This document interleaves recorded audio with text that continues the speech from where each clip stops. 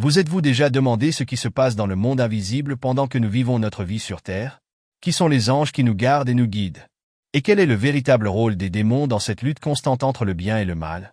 Sont-ils de simples figures symboliques ou une guerre spirituelle se déroule-t-elle sous nos yeux, sans que nous nous en rendions compte? Préparez-vous, car nous allons aujourd'hui explorer les mystères des anges et des démons, en révélant leur rôle, leur hiérarchie et la façon dont leurs actions façonnent le destin de l'humanité. Avant de commencer, n'oubliez pas d'aimer cette vidéo et de vous abonner à la chaîne pour rester au courant des contenus fascinants de ce genre. Activez la cloche pour ne rien manquer et partagez cette vidéo avec quelqu'un qui souhaite également comprendre les mystères du monde spirituel. Explorons ensemble l'inconnu. Depuis l'aube de la création, la Bible présente les anges comme des êtres célestes au service de Dieu.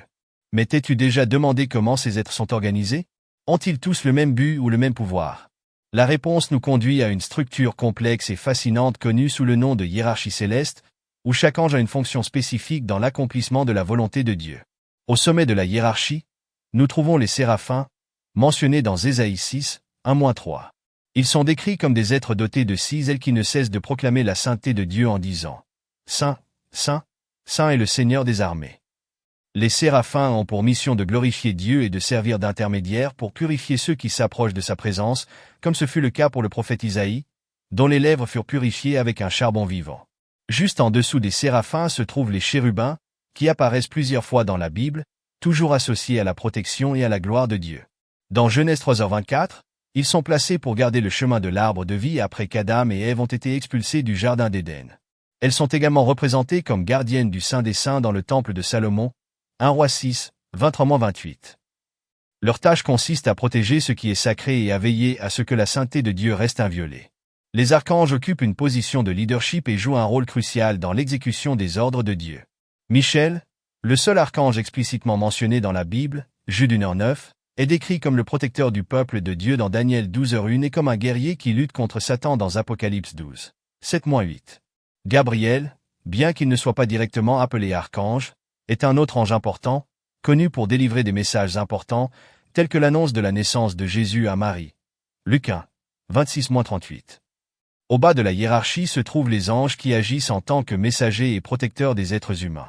Ils apparaissent dans plusieurs passages de la Bible, comme le psaume 91, 11, où il est écrit que Dieu ordonnera à ses anges de nous garder dans toutes nos voies. Ces anges travaillent sans relâche pour protéger, guider et réconforter les enfants de Dieu, en obéissant toujours à ses ordres. La hiérarchie céleste nous montre que les anges ne sont pas de simples figures d'ornementation religieuse, mais qu'ils jouent un rôle organisé et indispensable dans le monde spirituel. Chaque niveau de la hiérarchie remplit une fonction spécifique dans le plan de Dieu, veillant à ce que sa volonté soit accomplie tant au ciel que sur la terre. Cette structure ne révèle pas seulement la grandeur de la création de Dieu, mais nous rappelle également qu'il y a un ordre et un but dans tout ce que Dieu fait.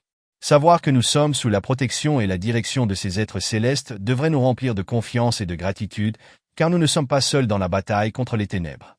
Les démons n'ont pas toujours été des êtres maléfiques. La Bible révèle qu'ils étaient des anges créés par Dieu, parfaits et pleins de lumière. Mais qu'est-ce qui a conduit ces êtres célestes à devenir des ennemis de Dieu? La réponse se trouve dans un acte de rébellion mené par l'un des anges les plus puissants et les plus beaux, Lucifer. La chute des démons marque le début du mal dans le monde des esprits et déclenche une bataille éternelle entre le bien et le mal.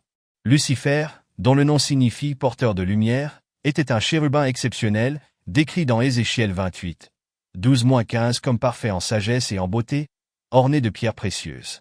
Cependant, son cœur était rempli d'orgueil et il souhaitait usurper le trône de Dieu. Ésaïe 14, 12-14 décrit sa chute en ces termes. « Je monterai aux cieux, j'élèverai mon trône au-dessus des étoiles de Dieu. » Ce désir d'égaler le Créateur a été sa perte, conduisant Dieu à le chasser du ciel, comme le raconte Apocalypse 12, 7-9. Lucifer n'est pas tombé seul. Il a convaincu un tiers des anges de se rebeller contre Dieu, Apocalypse 12h4. Ces anges déchus, connus sous le nom de démons, ont choisi de suivre Lucifer dans sa tentative de défier la souveraineté divine. Comme lui, ils ont été chassés du ciel et condamnés à agir en tant qu'agents du mal, essayant de corrompre la création de Dieu. Depuis leur chute, les démons s'opposent à Dieu et à ses projets. Dans Jean 10h10, Jésus décrit la mission du malin. Le voleur ne vient que pour voler, tuer et détruire. Il cherche à détourner les gens du chemin du salut, en utilisant des tactiques telles que la tromperie, la tentation et l'oppression spirituelle. On en trouve un exemple clair dans Marc 5, 1-13, où Jésus chasse une légion de démons d'un homme tourmenté, montrant ainsi son pouvoir sur le royaume des ténèbres. Malgré leur activité sur terre, les démons savent que leur temps est limité. Dans Matthieu 8h29, ils reconnaissent qu'il y aura un jour de jugement. Êtes-vous venus ici pour nous tourmenter avant le temps? Ce verset reflète leur conscience que la victoire finale appartient à Dieu. Apocalypse 20.10 annonce leur sort. Ils seront jetés dans l'étang de feu et de soufre, où ils subiront un supplice éternel.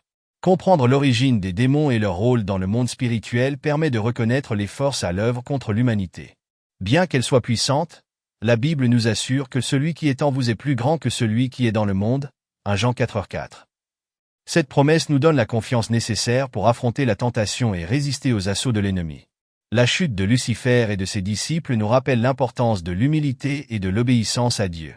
Tout comme l'orgueil a conduit à la destruction dans le monde spirituel, la soumission à la volonté de Dieu est le chemin de la victoire dans nos vies. Une guerre se déroule en ce moment même, mais ce n'est pas une bataille que nous pouvons voir de nos yeux physiques. La Bible révèle que nous sommes au milieu d'un conflit spirituel impliquant les anges et les démons, les forces du bien et du mal. Cette lutte invisible mais réelle a de profondes répercussions sur notre vie quotidienne et notre destinée éternelle. Mais comment cette guerre a-t-elle commencé et comment nous affecte-t-elle? La bataille entre le bien et le mal a commencé avec la rébellion de Lucifer et de ses disciples. Depuis sa chute, il est devenu l'adversaire, 1 Pierre 5h8, et a commencé à agir comme accusateur devant Dieu, Apocalypse 12h10. Cette confrontation a atteint l'humanité en Éden, lorsque Satan, déguisé en serpent, a tenté Adam et Ève, introduisant le péché dans le monde, Genèse 3, 1-7. Depuis lors, l'humanité a vécu au milieu de cette guerre. La Bible offre des aperçus de cette bataille dans le monde spirituel. Dans Daniel 10, 12-13, nous trouvons un récit fascinant. L'ange Gabriel, envoyé pour répondre aux prières de Daniel, a été arrêté par un prince démoniaque et a eu besoin de l'aide de l'archange Michel pour remporter la confrontation. Ce passage illustre le fait qu'il existe une résistance spirituelle même dans les actions de Dieu en notre faveur.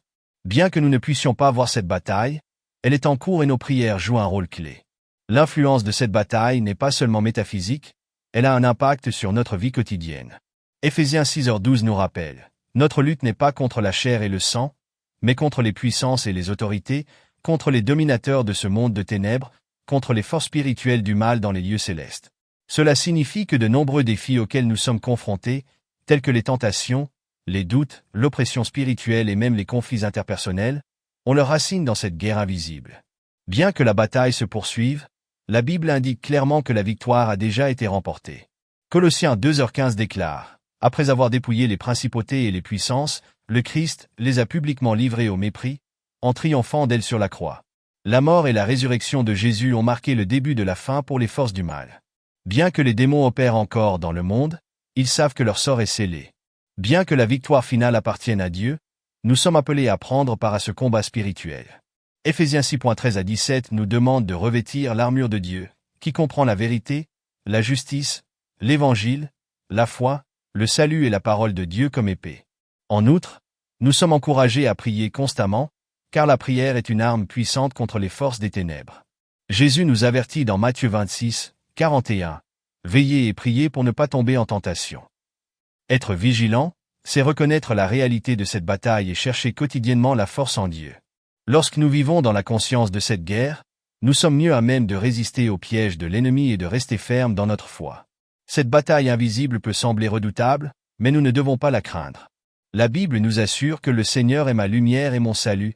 De qui aurais-je peur? Psaume 27, 1. Avec Dieu à nos côtés, nous sommes en sécurité et équipés pour surmonter toute attaque des ténèbres. Les anges sont souvent décrits dans la Bible comme des serviteurs de Dieu envoyés pour protéger, guider et servir les êtres humains. Ce ne sont pas des figures mythologiques ou lointaines, mais des agents célestes qui jouent un rôle actif dans le plan divin. Leur intervention dans nos vies est une démonstration de la bonté et de l'attention que Dieu porte à chacun d'entre nous. Les anges apparaissent souvent dans la Bible comme porteurs de messages importants. Un exemple frappant est l'annonce par l'ange Gabriel de la naissance de Jésus à Marie, telle qu'elle est rapportée dans Luc 1, 26-38. Gabriel a apporté un message d'espoir et de salut qui allait changer le cours de l'histoire de l'humanité. À une autre occasion, un ange a averti Joseph de fuir en Égypte avec Marie et l'enfant Jésus, protégeant ainsi la famille de la persécution d'Hérode, Matthieu 2, 13-15. Ces exemples montrent que les anges sont des instruments de communication divine, apportant conseils et directives à des moments cruciaux. Les anges jouent également un rôle essentiel dans la protection des fidèles. Le psaume 91.11 promet « Car il donne à ses anges le soin de te garder dans toutes tes voies ». Cette protection est clairement démontrée dans plusieurs passages bibliques. Dans Daniel 6h22, Dieu envoie un ange pour fermer la gueule des lions, sauvant ainsi Daniel d'un destin apparemment inévitable. De même, dans Actes 12, 6-11, un ange libère Pierre de la prison, le guidant hors de ses chaînes et garantissant sa sécurité. Les anges ne se contentent pas de protéger et de guider, ils apportent aussi du réconfort dans les moments difficiles. Après que Jésus a été tenté dans le désert pendant 40 jours, des anges sont venus et l'ont assisté, le fortifiant pour sa mission, Matthieu 4:11. À un autre moment crucial, un ange est apparu dans le jardin de Gethsémani pour réconforter Jésus alors qu'il priait avant sa crucifixion, Luc 22h43. Ces exemples montrent que les anges sont envoyés pour offrir un soutien céleste, en particulier dans les moments de souffrance. Bien que les anges soient puissants et jouent un rôle important dans nos vies, il est essentiel de se rappeler qu'ils agissent exclusivement sous l'autorité de Dieu. Ils ne recherchent pas leur propre gloire, mais accomplissent la volonté de Dieu avec une obéissance absolue. Dans Apocalypse 19.10, lorsque Jean essaie d'adorer l'ange qui lui apporte une vision, l'ange le réprimande en disant « Adorez Dieu ». Cela nous rappelle que la gloire appartient au Seigneur seul, et que les anges sont ses serviteurs dévoués.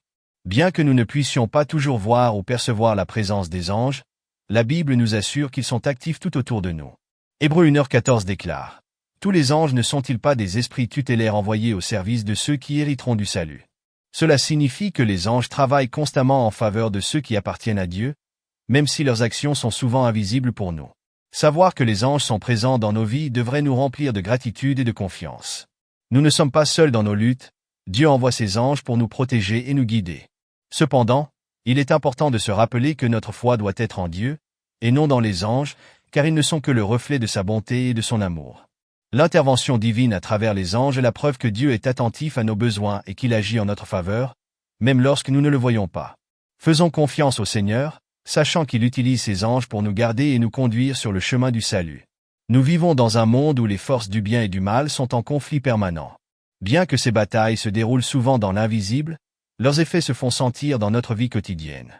En tant que chrétiens, nous sommes appelés à la vigilance, à la fois pour reconnaître les ruses de l'ennemi et pour résister à ses influences. Cet appel n'est pas un simple conseil, mais un commandement divin fondé sur les Écritures. Pour résister au mal, il faut d'abord savoir comment il opère. Satan et ses démons n'agissent généralement pas de manière explicite, ils privilégient plutôt la tromperie. En 2 Corinthiens 11h14, nous lisons que le Satan se transforme en ange de lumière. Cela signifie qu'il essaie souvent de déguiser le mal en quelque chose de bon ou d'inoffensif. Cette stratégie est évidente depuis le Jardin d'Éden, où le serpent a trompé Ève avec des paroles qui déformaient la vérité de Dieu, Genèse 3, 1-5. Aujourd'hui, cette tactique se poursuit à travers des idéologies trompeuses, des tentations et des distractions qui nous éloignent du dessein de Dieu. Jésus nous avertit à plusieurs reprises de la nécessité d'être vigilants. Dans Matthieu 26, 41, il dit « Veillez et priez pour ne pas tomber en tentation ». La vigilance spirituelle exige que nous soyons toujours alertes, conscients des tentations qui nous entourent et dépendants de Dieu dans la prière. Cela implique d'évaluer nos choix, nos fréquentations et même les pensées que nous laissons entrer dans notre esprit. Éphésiens 6h12 nous rappelle que notre combat n'est pas contre des personnes, mais contre les puissances et autorités spirituelles du mal. Dieu ne nous a pas laissés sans protection dans ce conflit. Dans Éphésiens 6, 13-17, il nous est demandé de revêtir l'armure de Dieu, qui comprend les éléments suivants. La ceinture de la vérité, pour nous protéger des mensonges de l'ennemi. L'armure de la justice, pour préserver notre intégrité. Les chaussures de l'évangile de la paix, pour diffuser le message du Christ. Le bouclier de la foi, pour éteindre les flèches enflammées du malin. Le casque du salut, pour protéger notre esprit. L'épée de l'esprit, qui est la parole de Dieu. Notre arme offensive contre le mal. Chaque pièce de cette armure est essentielle pour résister à la tentation et combattre les attaques spirituelles. En plus de l'armure de Dieu, la prière et la communion avec d'autres chrétiens sont indispensables à notre vigilance spirituelle. Jacques 4h7 nous encourage, résistez au diable, et il fuira loin de vous. La prière nous relie à la puissance de Dieu, tandis que la communion fraternelle nous apporte soutien et encouragement. Lorsque nous partageons nos luttes avec des frères et sœurs dans la foi, nous renforçons notre résistance contre les forces des ténèbres. Bien que la lutte contre le mal soit difficile, nous avons la certitude que la victoire a déjà été remportée.